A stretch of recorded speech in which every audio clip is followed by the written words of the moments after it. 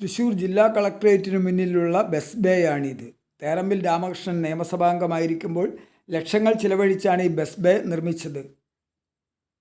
ബസ്സുകൾ റോഡിൽ നിർത്തി ആളുകളെ കയറ്റുന്നതും ഇറക്കുന്നതും അപകട കാരണമാകും എന്ന് കരുതി റോഡിൽ നിന്നും മാറ്റി നിർത്തി ആളുകളെ ഇറക്കാൻ വേണ്ടിയാണ് ഈ ബസ് ബേ നിർമ്മിച്ചത്. പക്ഷേ ഇപ്പോൾ ഈ ബസ് ബേ പ്രമാണിമാരുടെ കാറുകൾ പാർക്ക് ചെയ്യാനുള്ള സ്ഥലമാണ്. ബസ്സുകൾ റോഡിൽ നിർത്തി ആളുകളെ കയറ്റി ഇറക്കുന്നു. ബസ് കാത്തിരിപ്പ് കേന്ദ്രത്തിലിരിക്കുന്ന യാത്രക്കാർ ബസ്സുകൾ കാണുമ്പോൾ കാറുകൾക്കിടയിലൂടെ തിക്കിത്തിരക്കിയോടി ബസ്സുകളിൽ കയറുന്നു.